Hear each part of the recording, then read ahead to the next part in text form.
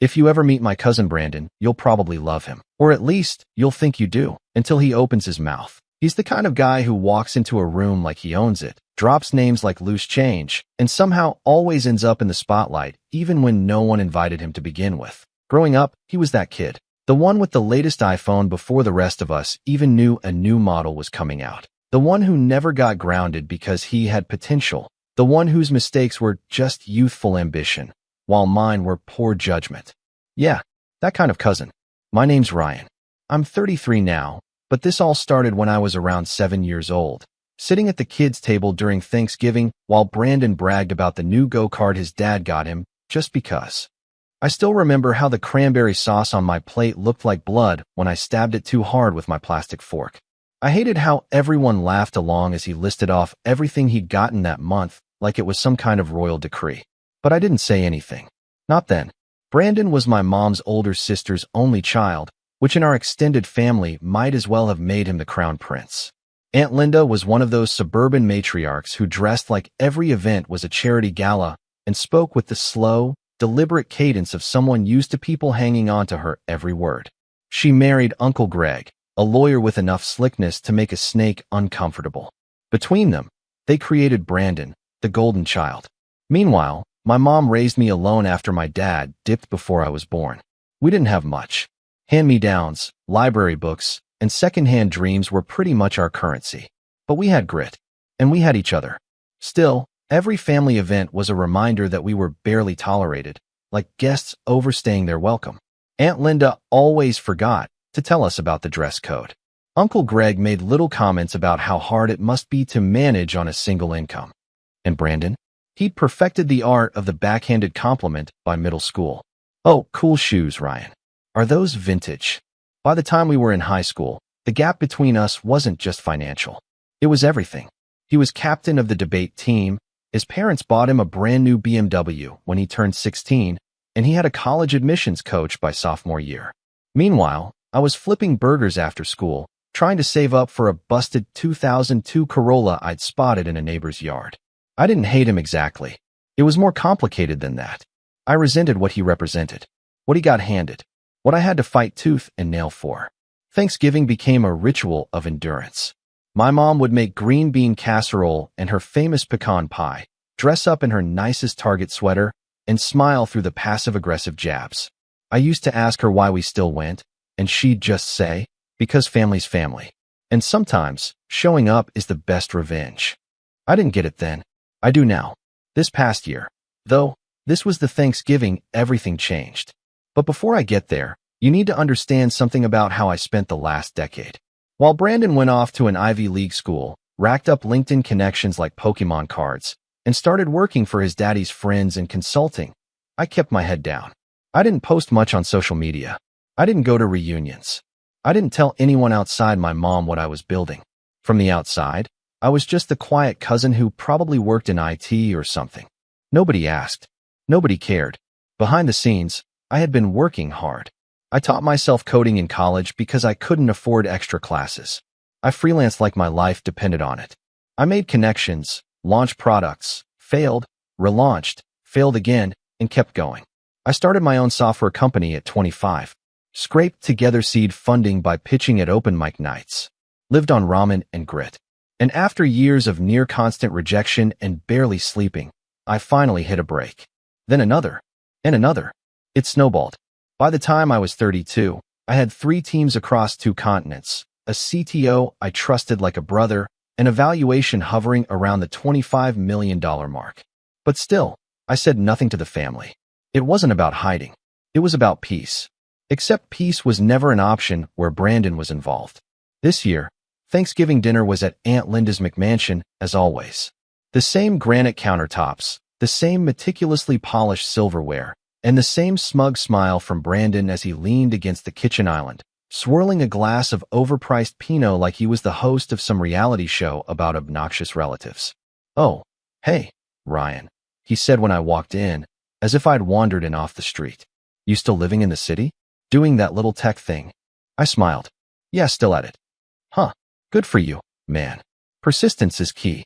Even if the payout isn't big, at least you're your own boss, right?" I nodded. He smirked. We made small talk. Well, he talked, I listened.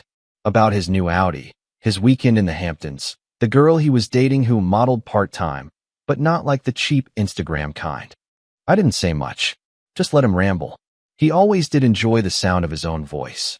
Occasionally, he'd pepper in comments that landed like mosquito bites, annoying, easy to dismiss, but piling up fast. Aunt Linda called everyone to the table. The seating was, as always, suspiciously strategic. Brandon at the head of the table. Aunt Linda to his right. My mom and I tucked off to the side, like ornamental guests. We passed dishes. Said grace. Made polite conversation. And just as I was reaching for the stuffing, Brandon dropped the first real jab. So, Ryan, he said, loudly enough that even the cousins down the table paused their conversation. You ever think about doing something more stable? You know, a real job? Something with benefits? There was a beat of silence. My mom's fork hovered midair. I'm doing all right, I said carefully. I mean, yeah, but you're what, 30-something? No offense, but at some point, the whole startup dream thing becomes a little. He trailed off with a shrug and an apologetic smile. Just looking out for you, man. Aunt Linda chuckled. He's always been such a dreamer, our Ryan. But it's good to have passion, even if it doesn't always pan out. The cranberry sauce on my plate looked like blood again. I smiled. Just barely. Thanks for the concern. But I'm not too worried. Uncle Greg chimed in. You still living in that old apartment your mom helped you with a few years back? She didn't help, I said, sharper than I meant to. I paid for it myself. He raised his eyebrows, but Brandon jumped in before the tension could settle. You know what you should do? He said, eyes lit with fake enthusiasm. Take some business courses. Get a mentor. I could introduce you to some of my guys from school. They're always looking for assistants or junior developers. Thanks, I said. But I'm good. That's when he laughed. Actually laughed. Come on, man. Be real. There's no shame in asking for help. We're family. Something in me flickered. Not anger. Not yet. But a kind of awareness. A countdown starting in the back of my mind. He kept talking. About his six-figure bonus, his investment portfolio, the beach house he was looking into for Q1. He dropped terms like assets under management and diversified holdings like they were seasoning for the turkey. And through it all, my mom stayed quiet. She kept eating, kept smiling. I knew what she was thinking. I knew she wanted me to let it go.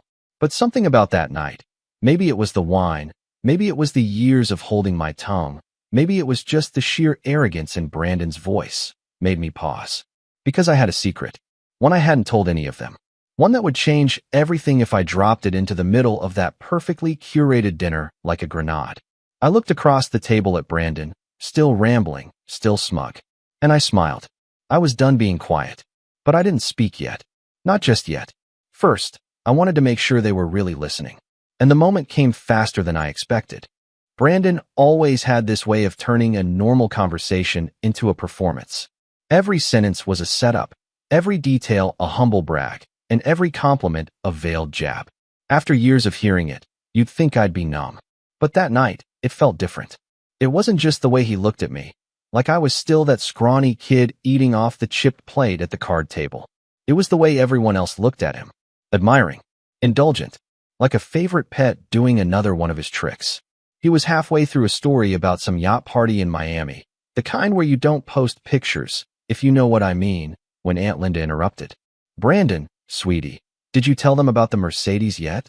He smirked, wiped his mouth with his napkin like some twisted royalty, and leaned back in his chair. Oh, right. Yeah, got the AMG last month. It's not even out in the States yet. One of my clients pulled a few strings. Someone down the table whistled. My uncle chuckled. That's my boy, he said, raising his glass. Meanwhile, my mom sat across from me cutting turkey into small, even pieces, like that would keep her hands from shaking. She hated these conversations, especially when they turned into a parade of everything Brandon had that I supposedly didn't. Not that she said anything. She never did. That was her way. Endure with grace. But this wasn't grace. This was something else. This was humiliation wrapped in linen napkins and served with sweet potatoes and smug smiles. So what about you, Ryan?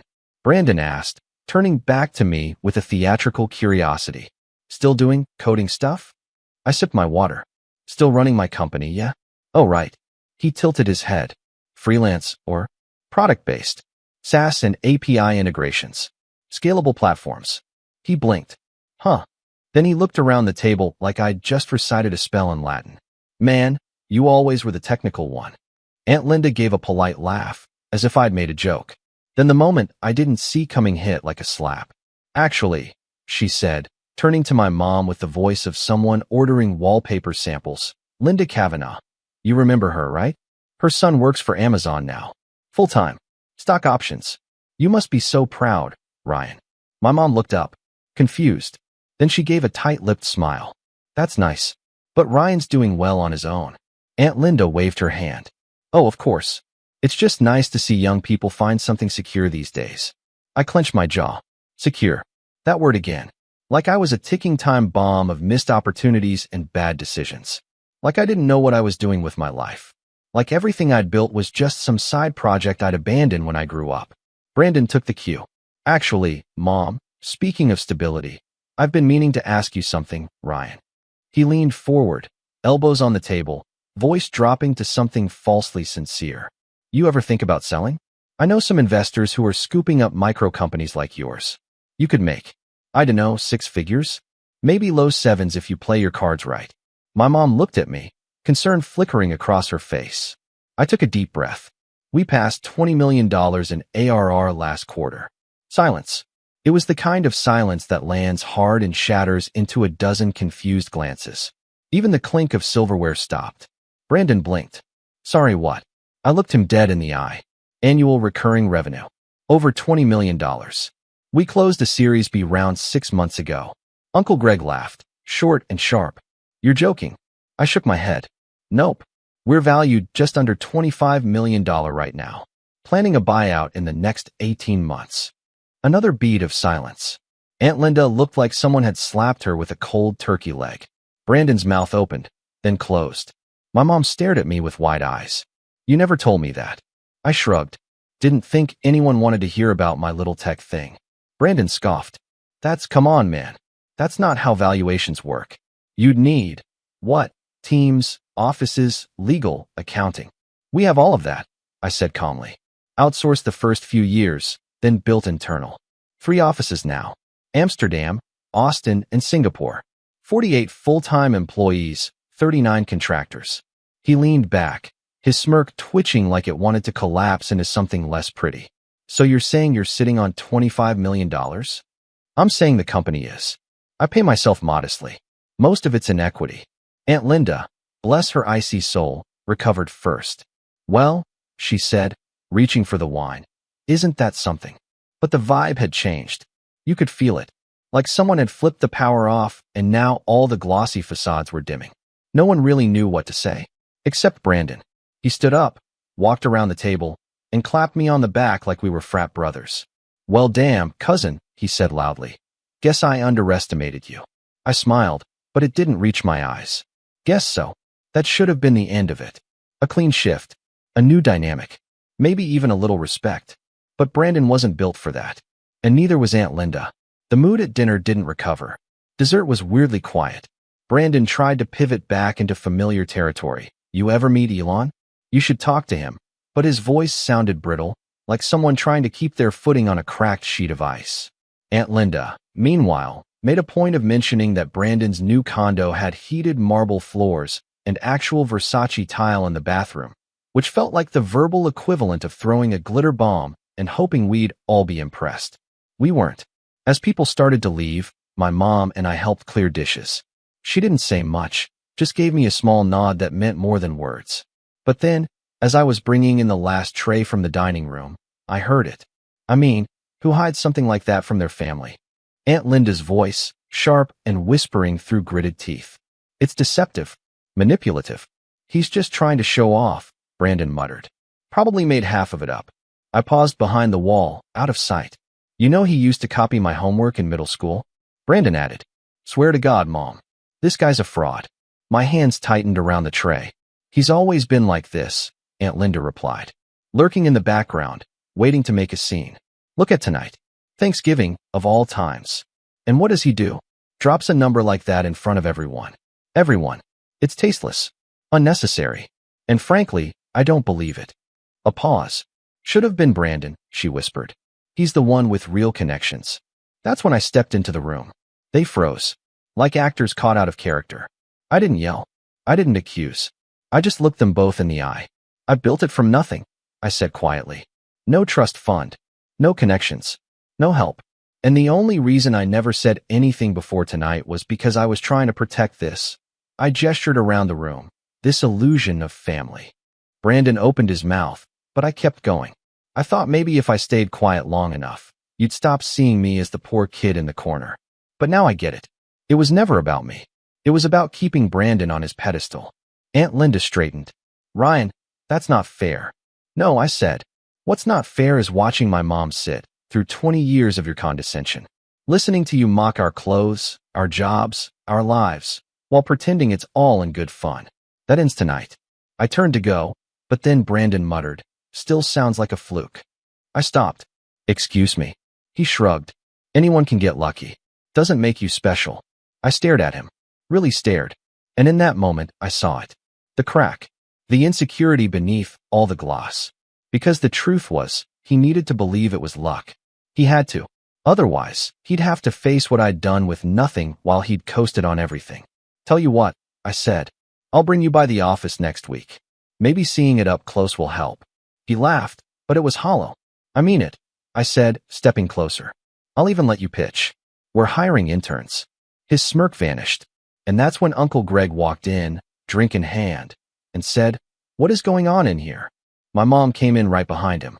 Then, as if the universe wanted to etch this moment into family history, Brandon snapped. You know what? I'm out. He stormed out. Actually stormed. Grabbed his coat, slammed the door. Everyone in the living room stared. And Aunt Linda? She turned to my mom and said, This is why we don't mix ambition with insecurity. Then Uncle Greg tossed his drink down, right onto the floor, and muttered, Unbelievable. Everyone was looking at us now. My mom took my hand. And in that moment, I realized we had crossed a line that couldn't be uncrossed. The drive home that night was quiet. Too quiet. Mom didn't say anything at first. She just stared out the window, hands folded in her lap, her expression unreadable. The only sound was the soft hum of the car and the occasional crunch of leaves under the tires as we turned onto the dark streets leading back to our neighborhood. I wanted to say something. Apologize, maybe. Or explain why I finally said something after all those years of silence. But part of me couldn't tell if she was mad or just tired. Tired of enduring. Tired of holding her breath for 2 decades every time we walked into that McMansion like we didn't belong. Tired of pretending we were just grateful to be included. When we finally pulled into the driveway, she spoke. So softly, I almost missed it. You didn't have to do that. I turned off the engine. I know. She looked at me. Her voice was calm, but her eyes were damp.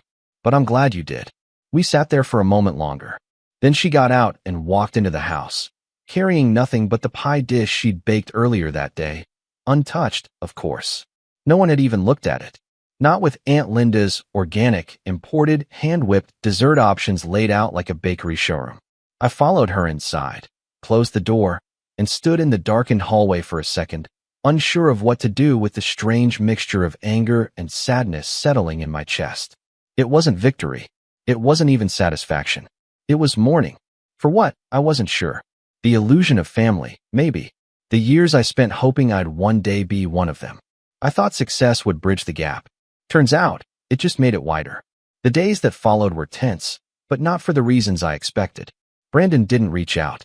Neither did Aunt Linda. Not even a half-hearted, let's talk message or a performative phone call trying to patch things up.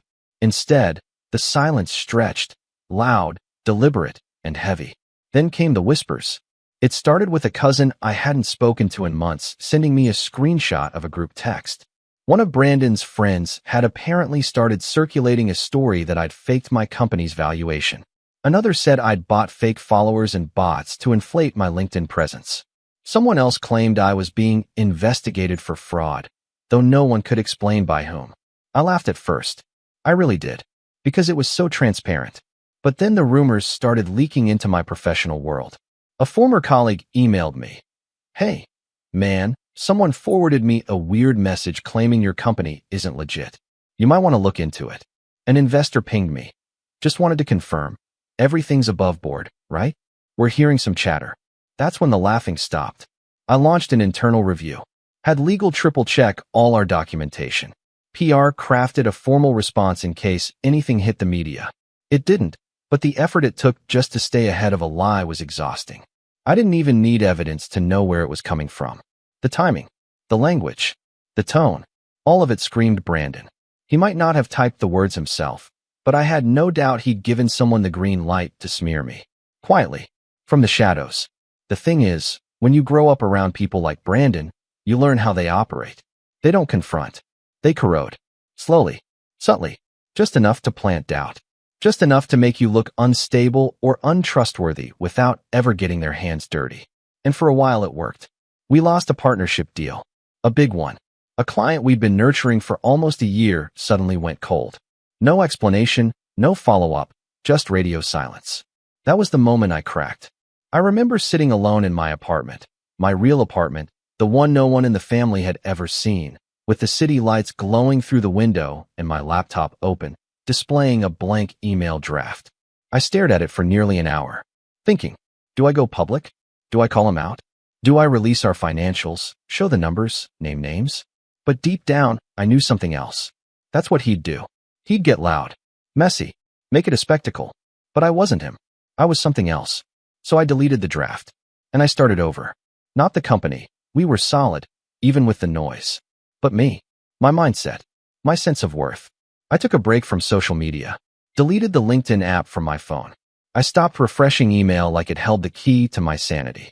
I went for long walks without my earbuds. Reconnected with old mentors. Not to network, but to just talk. I spent more time with my mom. Helped her with her garden. Cooked dinner without checking Slack every 10 minutes. Slowly, I found the version of myself I liked. Not the one chasing approval. Not the one quietly competing with a cousin who never played fair. Just me. I still ran the company, of course. But I stopped letting it define me. I started working on a new product in secret. Something smaller. More personal. A platform to help first-generation entrepreneurs access tools and mentorship without paying thousands for webinars or boot camps. I didn't announce it. I didn't raise money. I just built it. Nights, weekends, between meetings. Quietly. Like planting seeds no one else could see. One day, my mom walked into my home office with 2 mugs of tea and said, "You look lighter." I looked up from my laptop. Lighter. She nodded. Like you're not carrying so much. I thought about it. Maybe I'm just carrying different things now. She smiled. Good. Let Brandon carry the rest. The thing is, I hadn't spoken his name since that night. Neither had she. Not once. It was like we'd both agreed, without saying it, that he no longer had space in our heads. But life, of course, had other plans. A few months later, I got an invitation. A real printed card. Thick stock, embossed letters. Engagement party, Brandon and Alina. Hosted at a private vineyard. Dress code, black tie. I blinked. Alina. That name tugged at something. And then I remembered. She was the girl Brandon had been bragging about last Thanksgiving. The part-time model.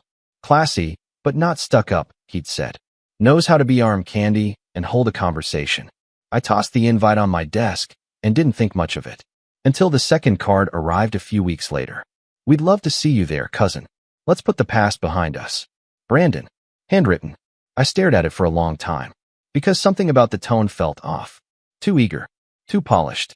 I checked the return address. It wasn't just a vineyard. It was the same one my company had been scouting for a potential client retreat. I hadn't mentioned it to anyone. Coincidence? Maybe. But then I opened my inbox later that day and found a forwarded email.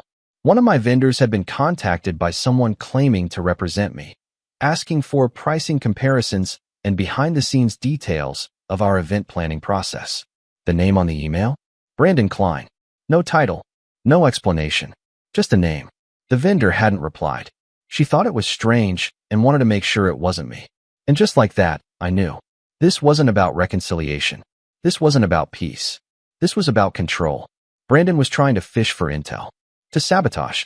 Or maybe just to see how far he could push before I pushed back. But he'd made one mistake. He'd invited me into his world. And for the first time, I wasn't walking in as the underdog. I was walking in as the man who'd built an empire while they weren't looking. But I didn't RSVP. Not yet. Because the next move had to be careful. Calculated. Clean. Brandon wanted me in his story.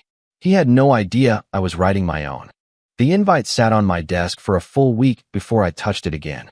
I'd left it there on purpose, right next to the prototype sketch for my new startup.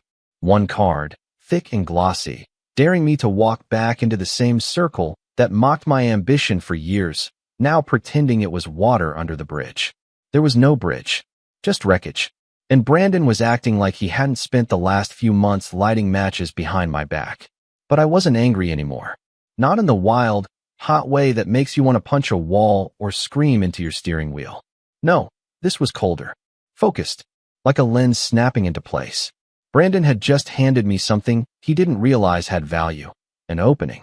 And if I played this right, I wasn't just going to get closure. I was going to rewrite the family script. Mom was hesitant, of course. When I casually mentioned I might show up to the engagement party, she put down her tea mid-sip and said, "Why would you want to go back into that circus?" "I'm not going back," I said. "I'm walking in." She narrowed her eyes. "And doing what exactly?" "Watching," I said. "Listening. Gathering data." She gave me that look she used to give when I tried to convince her I wasn't sneaking snacks past bedtime. But she didn't press. She knew me well enough to know when something was brewing. And something was. See, Brandon had always underestimated me. That was his fatal flaw.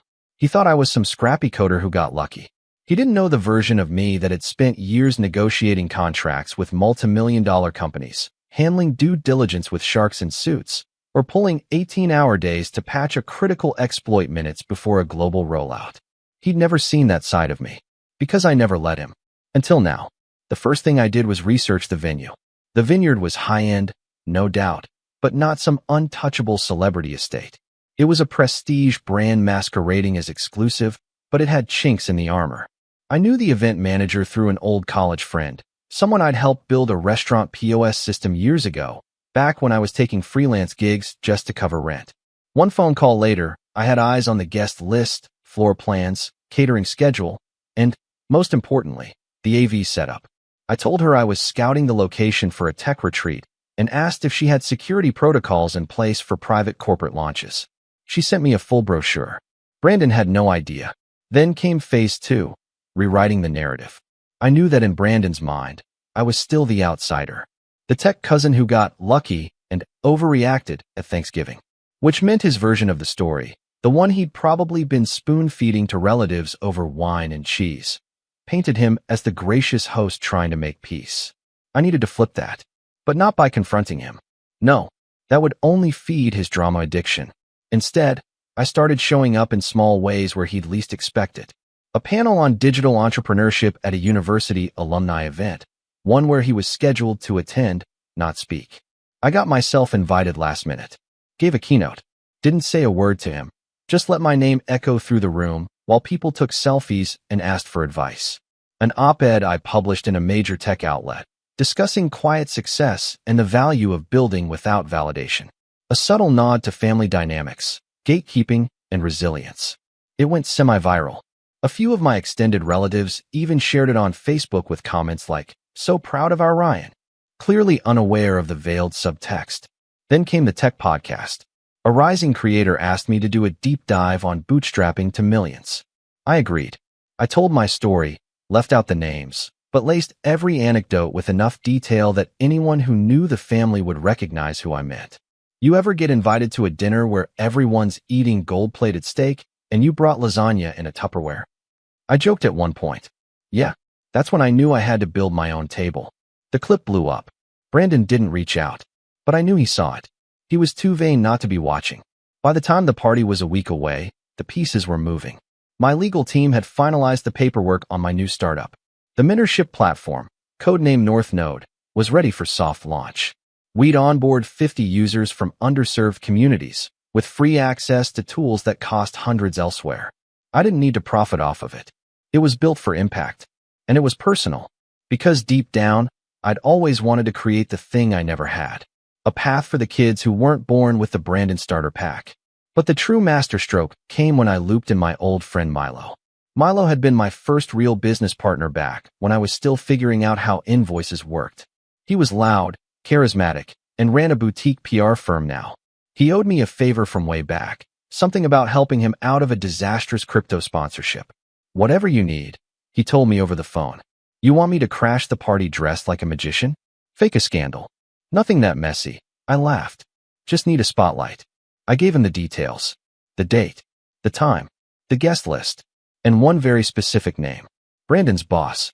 Turns out, Brandon wasn't as entrepreneurial as he liked to claim. He'd spun his current role into something more impressive than it was, strategic consultant, whatever that meant. But according to Milo's background team, he was clinging to a job at a mid-sized firm trying to break into AI. And the CEO of that firm? Milo had worked with him on a failed app launch a year prior. Bring him as a +1, I said. Done, Milo said. You're sure you want to do this? I'm sure. That Friday, I got the final confirmation I'd been waiting for. The vineyard was ready. Brandon's team had requested extra AV equipment for a presentation segment. I knew what that meant. A slideshow. Probably pictures of him and Alina looking perfect. Maybe a toast. Maybe a career brag. A chance to impress. And a chance to hijack. But not with chaos. With clarity. I had one more call to make. Hey man, I said, dialing an old contact from my accelerator days.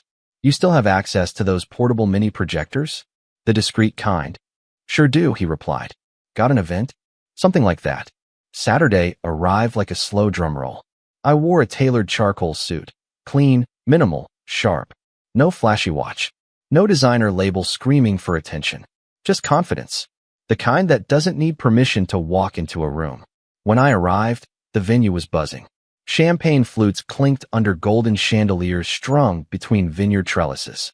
Guests milled around in curated semi-casual elegance, all laughing a bit too loudly and hugging like they'd just closed million-dollar deals. Brandon was at the center of it all. Of course. Tan. Grinning. Arm draped around Alina like a human trophy case. He spotted me within seconds. His face twitched, but only for a moment. Then he walked over, smiling. Ryan, he said, voice just loud enough for the nearest cluster to hear. Didn't think you'd show. Just here to celebrate, I said, matching his tone. Appreciate it, he replied, leaning in. Guess you finally figured out how to wear real suits, huh? I smiled. Guess you finally figured out how to invite people. He flinched, just barely, then walked away. For the next hour, I mingled. Polite. Distant. Watching. Waiting. At 8:20 p.m., the lights dimmed. Brandon took the mic. Thanks everyone for being here, he said. Tonight's not just about love. It's about legacy. I almost choked on my drink. He went on about hard work, vision, sacrifice. About how building something real takes guts. About how he and Alina were planning a new venture. Real estate tech, of all things. And how they were always looking for strategic partners. Then came the slideshow. Photos. Logos. Fancy terms that didn't mean anything. One slide even showed a mock-up of a platform that looked suspiciously like North Node. I stared at it, and I knew. He'd stolen it. Or tried to. The code was different. The branding was off. But the flow, the layout, the purpose, it was mine. The vendor I'd caught snooping weeks ago must have leaked enough for Brandon to fake a pitch deck. I should have been furious. But instead, I felt calm. Because this was perfect. He was about to fly too close to the sun, and I was holding the matches. The room went dark again as Brandon transitioned to the final slide, a dramatic mock-up of his new platform. A logo flickered on screen, a clunky, half-baked design that looked like it had been thrown together by someone who thought Canva made you a designer. The tagline underneath read, Empowering Young Visionaries. Unlocking Potential. The future is now. I almost laughed. Not because of the message, but because the layout, the structure, the whole thing, was ripped from an internal North Node pitch deck I'd shared with exactly 3 people in a password-protected folder. So that confirmed it. Brandon wasn't just posturing anymore. He was stealing.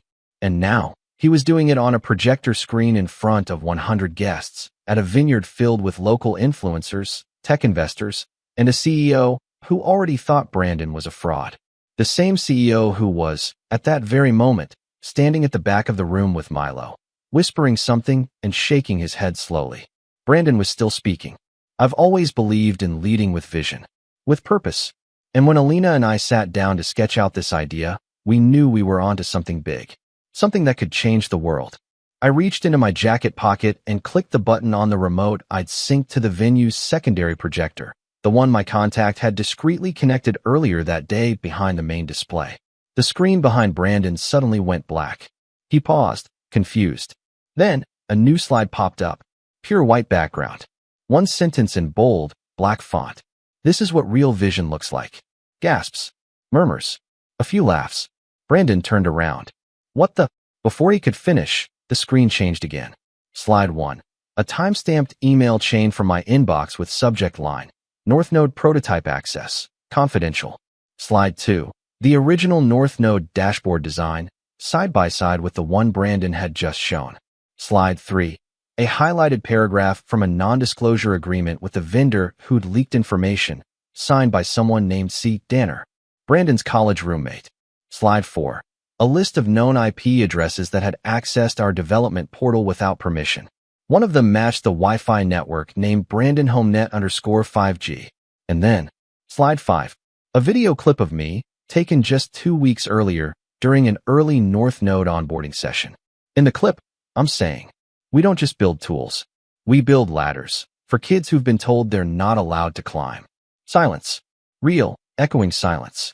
Brandon was frozen, his mouth slightly open, eyes wide, still holding the mic like it was the only thing keeping him upright. Then Milo stepped forward. Loud, confident, charismatic. Folks, he said, grinning.